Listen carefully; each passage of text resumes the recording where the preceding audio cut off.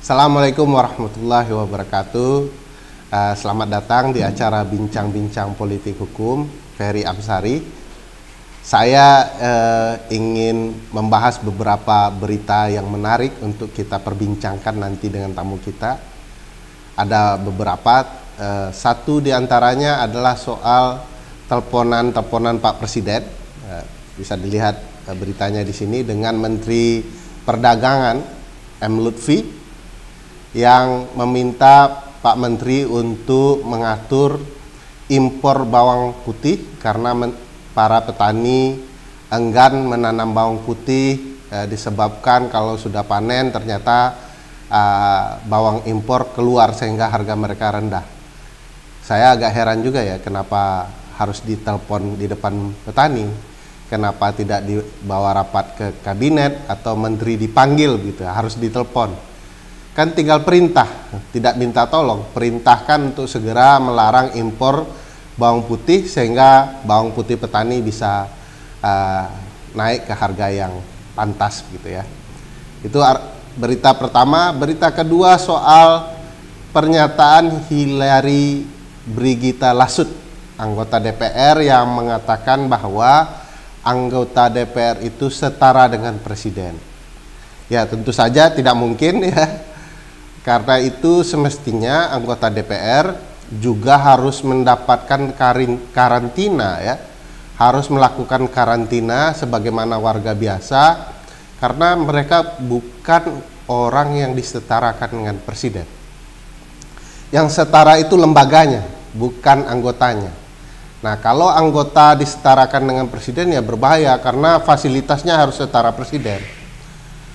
Dan bisa-bisa akhirnya gara-gara anggota DPR ya yang tidak mau dikarantina dengan alasan setara presiden, maka akhirnya penyakit virus COVID jadi tersebar. Kalau kita lihat presiden itu kan kepala negara dan kepala pemerintahan, ya tidak mungkin sama dengan anggota DPR. Sekali lagi yang sama itu lembaga bukan anggotanya. Nah, kasus yang sama dulu juga pernah terjadi di Amerika ya, kasus Nancy Pelosi ya, ketua DPR-nya yang meminta agar pemerintah menyediakan pesawat dengan standar yang sama dengan presiden karena ketua DPR itu adalah orang yang kedua yang menjadi cadangan presiden. Jadi kalau presidennya mangkat atau berhalangan tetap, naiklah wakil presiden. Kalau mangkat dan berhalangan tetap kedua-duanya, maka naiklah ketua DPR. Nah, yang waktu itu dijabat oleh Nancy Pelosi. Jadi dia maunya pesawat yang sama. Tapi sekali lagi bahwa anggota DPR bahkan ketua DPR pun tidak bisa disamakan dengan presiden karena mereka dua entitas politik hukum yang berbeda, identitas ketatanegaraan yang berbeda sama sekali. Berita ketiga yang menarik adalah pernyataan dari Ketua Komisi Pemberantasan Korupsi. Tiba-tiba entah dari mana Ketua KPK bicara soal ambang batas pencalonan presiden, presidential candidacy threshold ya, yang di dalam konstitusi kita 0%, sementara di dalam undang-undang pemilu kita 20% dan atau 25%. Jadi kalau partai yang memiliki 20% kursi di DPR berhak mencalonkan ya, seorang calon presiden atau memiliki 25% suara sah nasional. Nah, tiba-tiba Ketua KPK ngomong ini gitu ya, yang korelasinya dengan pemberantasan korupsi cukup jauh gitu ya. Aneh juga Ketua KPK masuk ke ruang yang sangat politis yang juga tidak jelas juntrungannya dengan isu korupsi, apalagi setelah IPK kita, indeks persepsi korupsi kita anjlok menjadi 3 poin. Apakah ini ada kaitannya dengan Ketua KPK yang hobi menggeluti dunia politik? Kita akan bincangkan dengan narasumber kita. Hari ini kita kedatangan tamu 2 orang ya. Satu mantan pegawai KPK dan satu lagi mantan direktur Perludem. Nah, bersama kita sudah hadir dua narasumber, dua orang perempuan luar biasa. Satu, Yuk Titi Anggraini, sudah dikenal di mana-mana di dunia kepemiluan, demokrasi, hukum tata negara. Minimal di Tangsel lah. Dan ke Palembangan. Lalu ada Tri Artining Putri, ex pegawai KPK yang tidak mau gabung ke kepolisian karena ingin memurnikan darah perjuangan.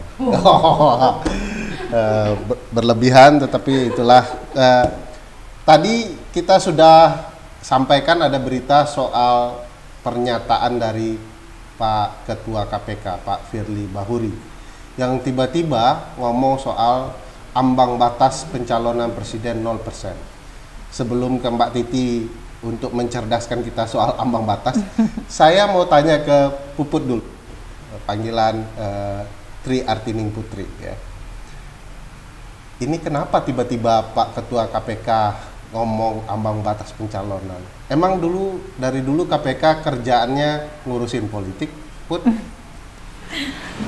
Kalau ditanya kenapa Bapak Komjen Pol Purnawirawan, sekarang udah pensiun soalnya.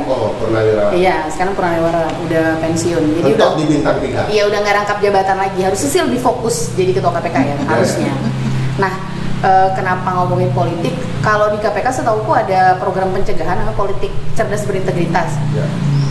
Tapi dari zaman dulu PCB itu ada, nggak pernah sih sampai ketua KPK ngomentarin soal ambang batas. Apalagi menentukan 0%. Apalagi komentarnya sampai semenukik itu ya. Tapi kalau soal kenapa Pak Firly mengomentari soal ambang batas itu, rasanya nggak kaget karena selama jadi ketua KPK sering ya melakukan hal-hal yang emang komentar-komentarnya nggak nyambung sama tugas pemberantasan korupsi. Komentar dan langkah-langkah betul, komentar dan langkah-langkah. Nasi goreng, terus bikin rilis atas nama ketua KPK, tapi harinya hari buku lah, hari media sosial lah, hari pramuka lah, dan segala macam hari itu dikomentarin semua. Jadi sebenarnya jadi ketika ada berita ketua KPK mengomentari hal-hal yang nggak nyambung, kalau aku sih sebagai even waktu masih jadi pegawai nggak kaget. Cuma kalau waktu jadi pegawai bingung karena itu jadi tanggung jawabku karena aku di humas. Kalau sekarang udah nggak bingung lagi, jadi udah nggak kaget, nggak bingung, jadi ya udah aja lah ya. Kayak masyarakat biasa yang melihat pejabat-pejabat kekinian yang memang aneh-aneh gitu kelakuannya. Itu apakah pernyataan bahwa dirimu menyetujui bahwa KPK harus masuk ruang lebih politis, menukik bahasanya? Oh iya, enggak lah. Kalau KPK sampai semenukik itu kayak KPK kayak ketuanya sekarang, ya nggak usah memberantas korupsi, beneran jadi lembaga eksekutif aja, nggak usah jadi lembaga independen. Kalau kayak gitu, emang pengen begitu ya. Cuman kalau dibalik itu ada maksud-maksud lain yang sifatnya politis, aku rasa udah sama Mbak Titi juga nggak kaget sih. Tapi ini pertanyaan ini yang ketiga. Menurut Putri, Puput, Putri, jadi agak lebih romantis ke sana. Tiba-tiba membahas si Bapak itu langsung formal ya? Formal, ya? Sorry. Apakah itu bentuk kehati-hatian?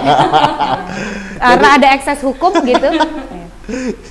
Jadi menurut Puput, apakah Ketua KPK ngerti nggak dengan soal ambang batas 0% ini? Atau itu asal ucap atau mungkin pesanan dari orang politik tertentu? Nah, aku nggak tahu ya kalau misalnya ngerti atau nggak ngerti, karena sering kali, lagi-lagi ya ini sering kali Ketua KPK Komjen Pol Purnawirawan Firly Bahuri ini sering mengomentari hal yang dia nggak ngerti. Jadi waktu itu pernah ada buku ya kalau nggak salah, dia bilang udah baca buku itu dari zaman bukunya belum terbit, ya kan? Dulu pernah ada kayak gitu tuh. Dan waktu mungkin itu dia akrab dengan penulisnya. Iya, jadi kayak udah sharing ya, brainstorming gitu. Nah kalau sekarang kita yang ngerti apa enggak, kalau dia ngerti, harusnya itu bukan kapasitasnya dia untuk menyampaikan karena dia sekarang ketua KPK kan udah nggak rangkap jabatan nih, atau sekarang ada mungkin sudah rangkap jabatan dengan yang lain secara diam-diam, aku nggak ngerti. Tapi kalau masalah dia ngerti apa nggak ngerti, yang jelas baik dia mengerti maupun tidak mengerti, apalagi tidak mengerti ya harusnya dia nggak ngomong itu, harusnya ya. Nah Nah, ini supaya kita menolong juga Pak Firly supaya tidak malu-maluin amat ya. Nonton berarti harus nonton videonya ya. Ngertilah dengan soal ambang batas pencalonan 0% ini, kita mau minta Mbak Titi menjelaskan. Tidak hanya untuk Pak Firly, tetapi kita semua penonton juga soal ambang batas pencalonan presiden. Ini perlu ditelusuri dari awal nih Mbak. Saya dengar ada kealpaan soal peristilah. Bisa Mbak Titi jelaskan, wabil khusus untuk Pak Firly. Tapi orang tuh boleh aja nggak tahu, tapi tiba-tiba ini beban moral banget sih. Wassalamualaikum warahmatullahi wabarakatuh. Saya pamit ya. Saya mau kasih tahu, tidak semua orang Palembang tidak mengerti 0% ambang batas. Banyak yang mengerti soal 0% ambang batas. Orang Palembang yang pernah ke Mahkamah Konstitusi untuk kepentingan ambang batas pencalonan presiden itu banyak loh. Pak Hadar Gumai. Saya mau kasih tahu bahwa Pak Firly itu bukanlah contoh. Banyak orang Palembang yang tahu. Jangan digeneralisasi. Ada Dinis juga. Ayo, iya. Tapi tadi menarik ya, nggak tahu. Tapi siapa tahu ada yang bisikin. Kadang-kadang yang bisikin tuh lebih kenceng loh daripada baca buku ya, nggak mau buku. Iya, jadi ini memang menarik ya, karena di masyarakat kita itu kadung populer presidential threshold. Jadi karena kan sebenarnya kalau soal threshold ini ada dua ya yang populer di masyarakat kita. Satu parliamentary threshold, yang kedua presidential threshold. Kalau parliamentary threshold itu adalah perolehan suara minimal yang harus didapat partai politik supaya dia bisa diikutkan di dalam penentuan perolehan kursi DPR. Nah, itu parliamentary threshold. Kalau logikanya seperti itu, maka kalau ada presidential threshold artinya perolehan suara pemilu presiden minimal yang harus didapat kandidat untuk bisa mendapatkan kursi, kan gitu ya. Nah, kalau begitu untuk menjadi pemenang, karena kan sebenarnya direbut di pilpres itu kan kursi ya. Nah, jadi kalau menggunakan terminologi parliamentary threshold lalu presidential threshold, maka selama ini kita salah kaprah ketika menggunakan terminologi presidential threshold untuk menerjemahkan syarat pencalonan presiden berupa ambang batas perolehan suara dan kursi untuk kepentingan pencalonan, atau kalau disederhanakan ambang batas pencalonan presiden. Nah, sebenarnya ambang batas pencalonan presiden juga tidak lazim dikenal, tapi supaya betul di dalam dunia pemilu itu tidak lazim dikenal ambang batas pencalonan presiden.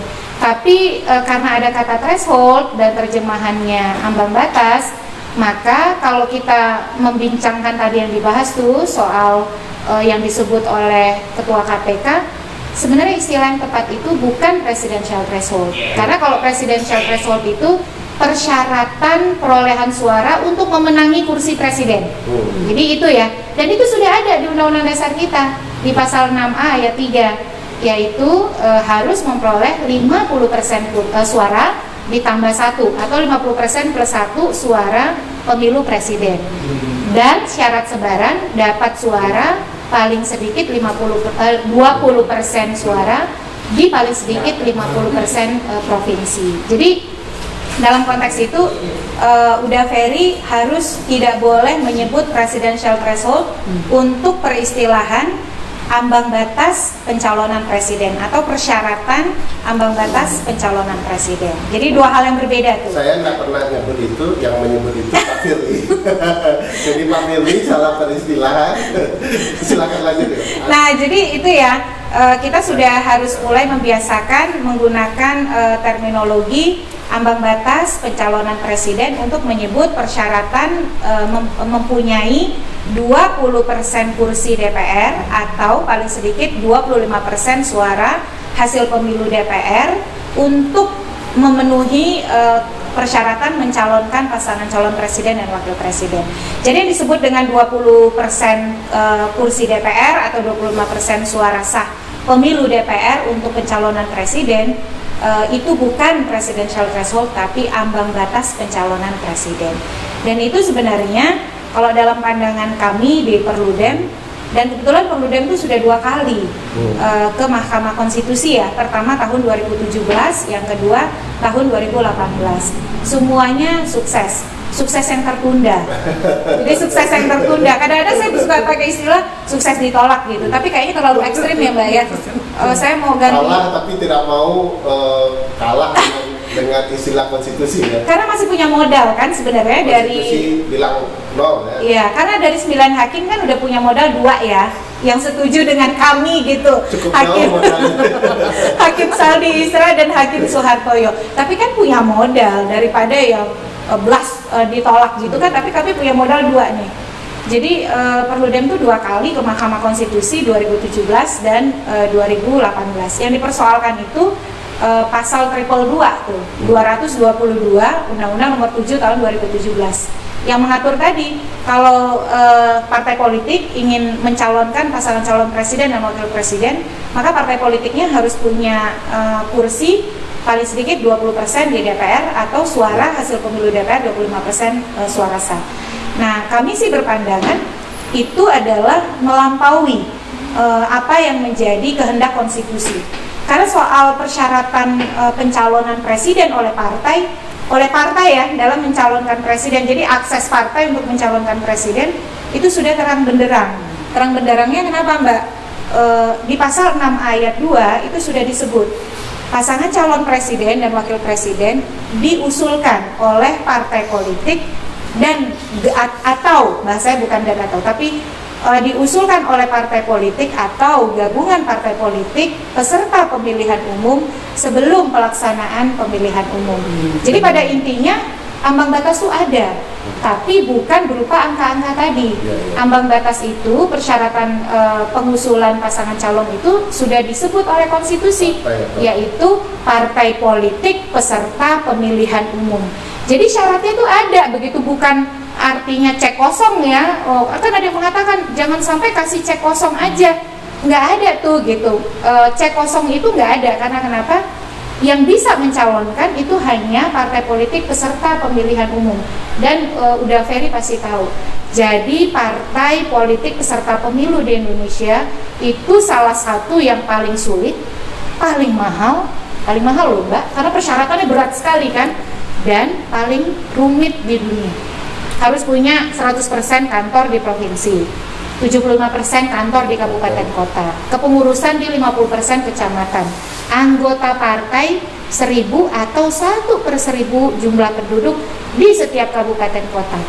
Berat banget kan? Harus kaya betul baru bisa buat partai. Nah, di situ aja tuh sudah jadi sebenarnya sudah jadi ambang batas yang sulit gitu.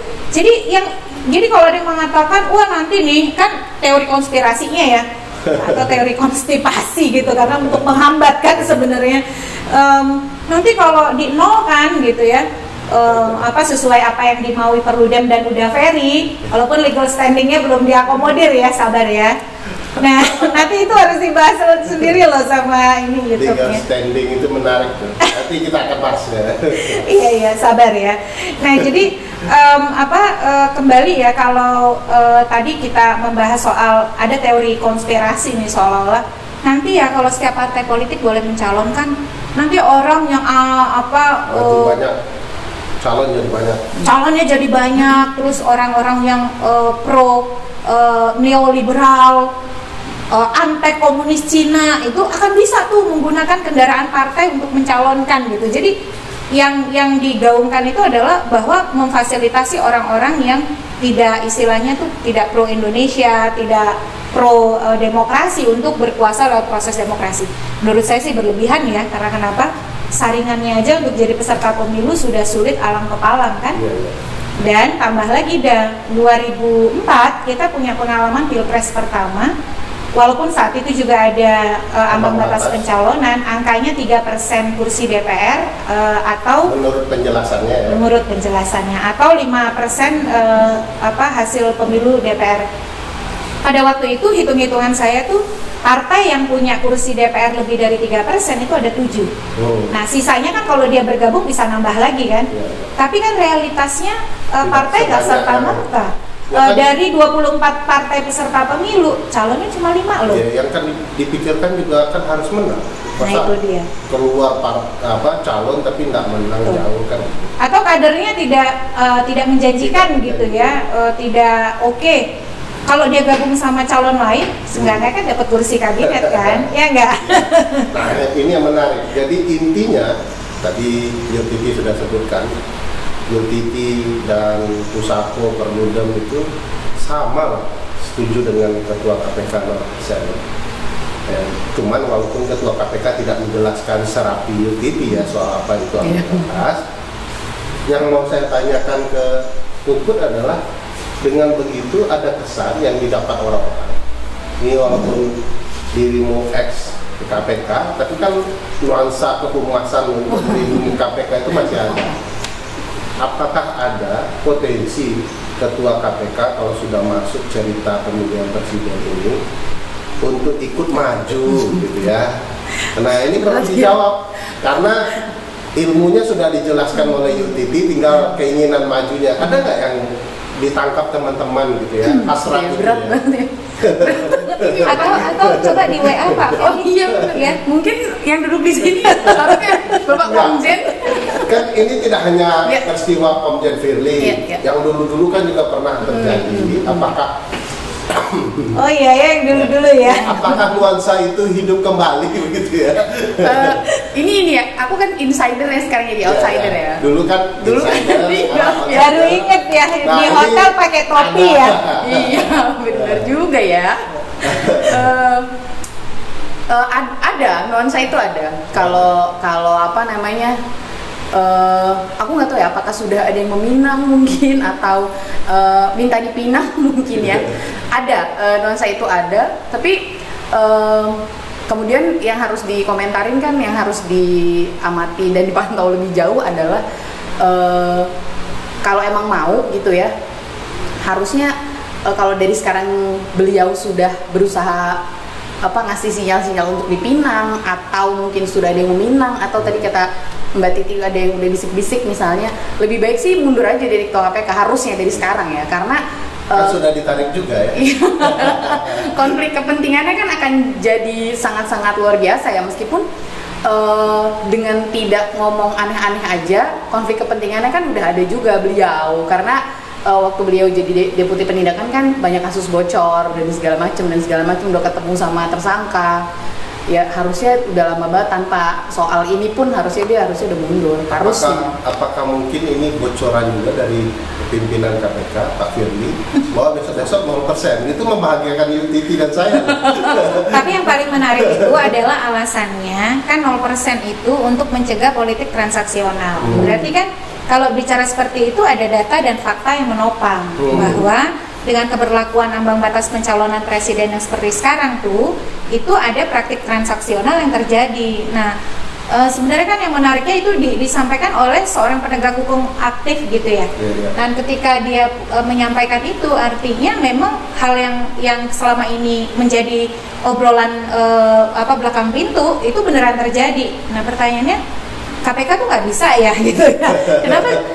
Apa yang dilakukan KPK atas hal itu gitu? Selama ini kan keselnya gini ya, semua orang bicara politik transaksional soal ambang batas ini. Saya tuh pernah dibilangin sama salah satu politisi, ngomong jangan naif lah gitu, agak deg juga gitu. Kalau saya ngomong dibilang naif gitu ya. Tapi kalau sekarang kan ketua KPK ya, bagi saya sih bagaimanapun mewakili institusi resmi, institusi formal, berarti kan tendensi ke arah sana valid gitu ya.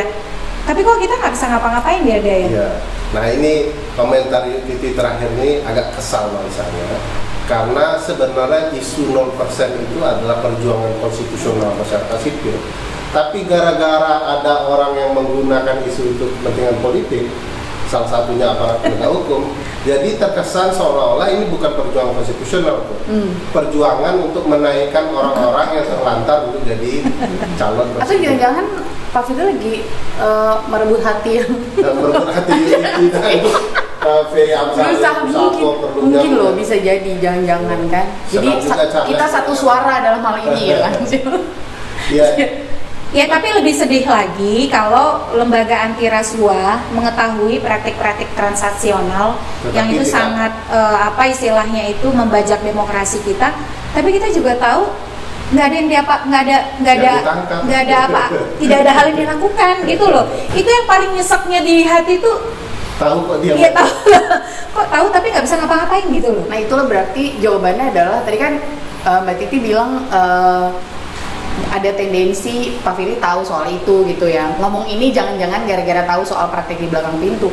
Kalau aku lebih percaya ya karena ada yang bisikin tadi Mbak, ini bukan soal concernnya bukan soal transaksional, lebih ke ada yang bisikin aja kalau gitu.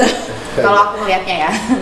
Nah, kalau kita lihat ya kan politik kita. Karena gini dah sebelum lanjut ya, omongan seorang ketua KPK itu nggak masih penasaran memang. Omongan seorang ketua KPK itu berharga. Karena bagaimanapun dia mewakili institusi formal kan, lembaga negara yang istilahnya itu saat ini oleh publik kita masih menjadi acuan terkait pemberantasan korupsi.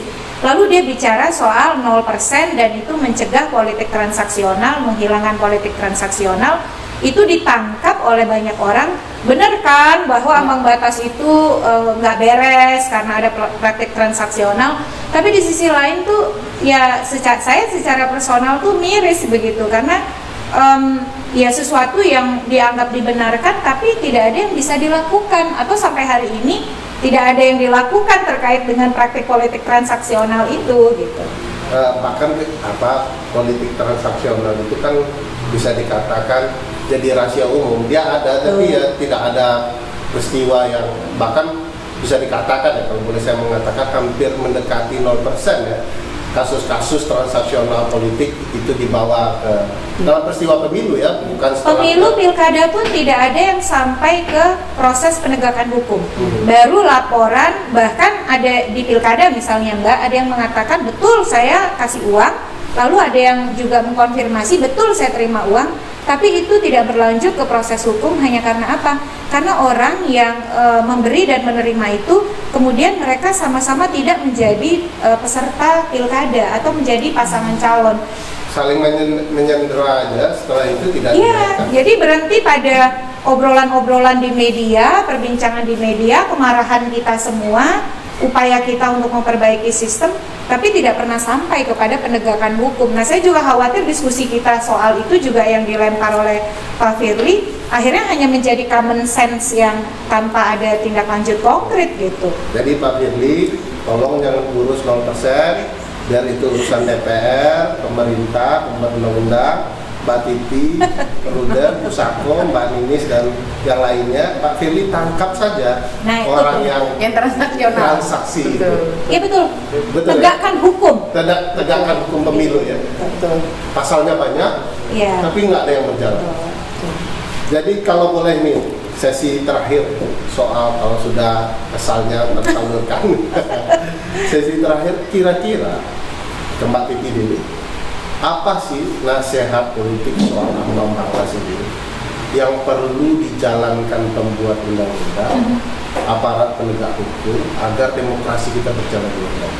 Iya, putusan MK kan selalu pakai keyword atau kata kunci open legal policy.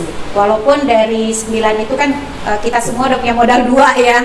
Kita tahu open legal policy apa sih maksudnya? Maksudnya kebijakan politik hukum terbuka pembuat undang-undang itu selalu seolah-olah frasa ajaib yang dipakai MK gitu. Nah, tapi kan realitasnya hari ini pembuat undang-undang tidak merevisi undang-undang pemilu. Nah itu kemudian makanya dia bergeser kembali ke Mahkamah Konstitusi dengan banyaknya pengujian undang-undang.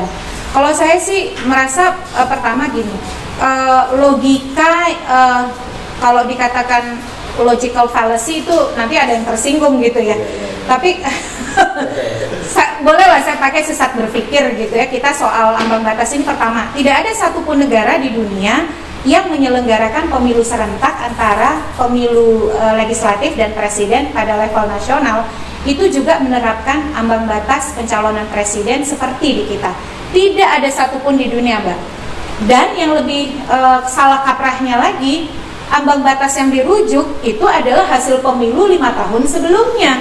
Nah itu lebih yang tidak ada korelasinya. Betul, tidak ada korelasi dan lebih tidak ada pembenarnya lagi gitu. Jadi kekuatan masa lampau dipakai untuk menyandera lah, bisa dikatakan gitu ya, pencalonan presiden masa kini, di mana konfigurasi politik berubah, lalu kemudian dinamika pencalonannya juga berubah gitu. Partai yang dulu tidak disukai lagi. Bisa jadi gitu. Nah, oleh karena itu sebenarnya kalau kita ingin waras berkonstitusi, waras berdemokrasi, ambang batas itu ya harusnya kembali kepada norma Undang-Undang Dasar kita, yaitu partai politik atau gabungan partai politik peserta pemilihan umum dapat mencalonkan presiden dan wakil presiden. Jadi itulah ambang batasnya. Syaratnya adalah dia harus jadi peserta pemilu dulu, baru bisa mencalonkan presiden. Dengan demikian tuh kita bisa agak mengangkat dagu lah kalau diskusi gitu dengan pakar pemilu, pakar hukum dari negara lain. Kalau betul teorinya kita jalan. Nah, walaupun ada yang mengatakan Indonesia kan mencari format yang cocok gitu. Oke, format yang cocok, tapi kalau tidak lazim, tidak logis, ya pasti tidak cocok. Iya, berarti kan cocok itu sama segelintir orang saja. Saya sih berharap ya ketika mungkin untuk pembuat undang-undang nampaknya pintunya sekarang tidak akan dibuka. Mahkamah Konstitusi harusnya tidak menutup diri terhadap dinamika politik, hukum, sosial di masyarakat kita dan juga kepentingan pemilu 2024. Nah, di tengah permohonan yang banyak ini, saya meskipun ya satu sisi ingin optimis, satu sisi ingin pesimis, tapi saya ingin selalu menyatakan tidak pernah terlambat kalau kita ingin meluruskan logika berkonstitusi tidak kita. Tidak terlambat untuk waras kembali. Betul. Ya. Tapi ada yang tidak waras menerapkan selama ini. Nah, Put, ini kesempatan kamu curhat nih. Kalau di insider dulu kan susah tuh. Ya. Kalaupun curhat kan ya terbatas ya. Nah, ini agak terbuka luas. Ya, sebagai ex tidak kabur ke polisi, tidak lagi di KPK. Nih, tolong dong kasih nasihat kepada Pak Firly Bahuri dan pimpinan KPK yang lain soal politik dan penegakan hukum. Kalau soal penegakan hukum, tadi kan Mbak Titi bilang banyak politik transaksional yang bahkan sudah diakui tapi terus jadi pembicaraan aja di media. Nah, sayangnya itu terjadi juga di KPK.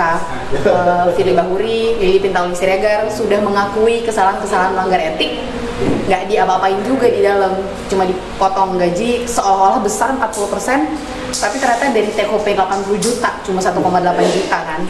Jadi kalau berharap penegakan hukum transaksional di KPK, aku agak-agak, kalau tadi Mbak Titi masih memilih ada optimistisnya, ada pesimistisnya, tanpa bermaksud mematikan harapan Indonesia terhadap pemberantasan korupsi ya. Tapi kalau ngelihat KPK yang sekarang, pesimistis aja Mbak, nggak apa-apa. Karena 2 dari 5 pimpinan yang sekarang pelanggar etik, pelanggar HAM, karena TWK melanggar HAM. Pengelola perkara? Ya, terlibat soal apa sama tersangka. Itu menurutku kita pesimistis aja nggak apa-apa. Tapi makanya sekarang yang harus bergerak ya udah Ferry, Mbak Titi, aku sebagai masyarakat sipil, teman-teman di Prodem, di Pusako, di ICW, di LBH semuanya untuk pemberantasan korupsi. Nah, kalau nasihat untuk pimpinan KPK yang sekarang soal penegakan hukum, kan selalu menggadang-gadang ada trisula pemberantasan korupsi nih dari Mbak. Pendidikan, pencegahan, sama penindakan. Penindakan selalu disebutin terakhir, aku nggak tahu kenapa. Nah, selalu disebut yang pertama pendidikan karena supaya nggak mau korupsi katanya sejak dini gitu ya. Tapi kemudian yang dididik adalah napi-napi koruptor. Kita udah pernah dengar ya bahwa yang mau dijadiin mitra korupsi, sharing tentang anti korupsi itu adalah koruptor, yang kita tahu nggak ada kapoknya, nggak ada malunya. Itu yang paling menonjol. Tapi soal nggak ada kapok dan nggak ada malunya itu benar udah terbukti. Maka kenapa Mahkamah Konstitusi mengubah pendirian hukum soal masa jeda pencalonan mantan terpidana? Ya. Dari sebelumnya tidak ada jeda, hari ini bebas, besok hari ini bebas, hari ini langsung bisa mencalon di pilkada, menjadi harus ada jeda 5 tahun. Karena salah satu pertimbangannya realitanya adalah mereka nggak kapok, maju lagi, menang, melakukan lagi. Jadi aku mengamini ini. Ya benar kan? Ada malunya. Iya, tapi mau dijadiin mitra anti korupsi sama KPK yang sekarang. Itu pendidikannya yang menonjol, pencegahannya. 2021 ini pernahkah Mbak Titi dan udah Ferry mendengar ada kajian KPK yang wow gitu? Nggak ada. Ya kayak Banpol dulu ya. Zaman ya, betul. Ya. Terus dana parpol dan dana kampanye betul. Yang ternyata antara laporan dengan realitas itu nggak ada benernya. Ya. Gitu. Dulu masih dengar ya, dulu. Dan jadi rujukan kali ini perlu deh. Banyak karena teman-teman di Greenpeace itu menjadikan kajian KPK tentang SDA salah satu rujukan untuk ke daerah-daerah gitu ya. Sekarang mana tidak ada. Jadi pencegahannya saya tidak mendengar, kita tidak mendengar. Betul-betul mencegah ya. Betul. Terus penindakannya, OTT-nya baru 5. Dan kalau mungkin masyarakat belum tahu, dari 5 OTT itu 3-nya adalah timnya Cak Harun yang disingkirkan juga lewat TWK. Jadi cuma ada 5 OTT. Jadi trisulanya mana nih? Pak Firly, Bu Lili, Pak Gufron, Pak Nawawi, Pak Alex nggak ada. Aku sebagai ex pegawai yang dulu di dalam dan sekarang di luar.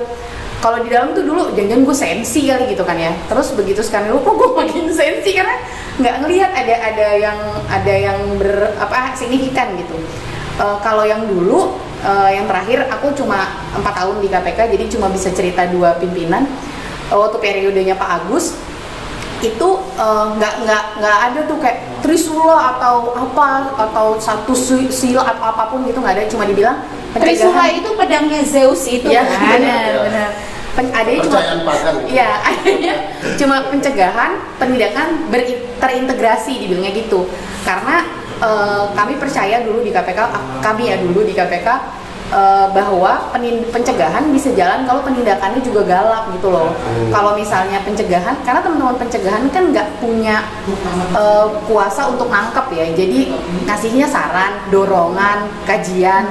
Nah tapi kalau misalnya yang dikasih saran dan yang dikasih kajian nggak ngelihat, ya elah penindakannya juga nggak kelihatan, gue nggak usah ikutin deh gitu. Jadi saranku soal penegakan hukum meskipun kayaknya sotoy banget ya anak baru, tapi sebagai masyarakat melihat KPK yang sekarang dengan trisulanya yang selalu digadang-gadang itu mana nggak ada, trisulanya nggak tajam gitu loh Mbak Titi. Jadi apa yang digunakan sebagai senjata pemberantasan korupsi, kok sekarang ketuanya malah tambah-tambah ngomentarin soal itu lagi kan.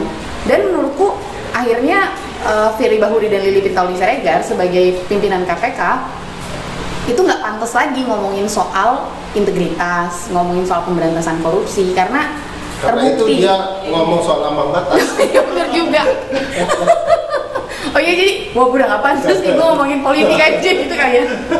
Jadi dan masalahnya panggungnya lagi pas karena yang lagi hot kan itu. Makanya sekarang lihat kan ketua KPK saja mengatakan ambang batas transaksional bla bla bla gitu ya. Tapi dalam hati tuh, tapi kan gak ada apa-apain juga. Dia ngerti juga enggak? Iya, dan seharusnya ketua KPK bukan ngomentarin yang lagi hot kan Mbak, harusnya. Tapi yang komentarin yang tugasnya. Tapi itu yang membuka panggung kan? Iya, betul. Nah, kayak Mbak Puput tadi bilang. Semua orang lagi ngomong itu. Iya, benar. Jadi memang kayaknya Trisulanya itu sekarang sudah jadi satu, ngomongin politik, kedua perbanyak pencegahan, ketiga diam saja. Dan ngomong pencegahan nggak ada juga aparat penegak hukum lagi fokus ke pencegahan. Kalau saya terbayang kalau polisi dan jaksa itu konsentrasi ke pencegahan, wah bisa kemudian kegiatan kejahatan bahagia betul kan? Pencegahan temenan sama Bawaslu, kan fokusnya ke pencegahan. Komisi Pengawasan Korupsi berarti, bukan pemberantasan. Ini gawat ini kalau dilanjutkan, kalau ibu-ibu ini sentilannya berbahaya. Terima kasih Titi, Mbak Puput ya sudah berdiskusi. Untung di stop, kalau enggak kita bisa 24 jam nih. Ya, saya kebayang sebentar lagi baru edisi pertama sudah dilaporkan. Terima kasih Bu Titi, Mbak Puput, mudah-mudahan ini bisa didengar publik, bisa jadi resonansi pikiran publik sekaligus untuk memfilter isu-isu politik yang tidak benar bermasalah. Sampai ketemu di bincang-bincang politik hukum bersama. Assalamualaikum. Waalaikumsalam.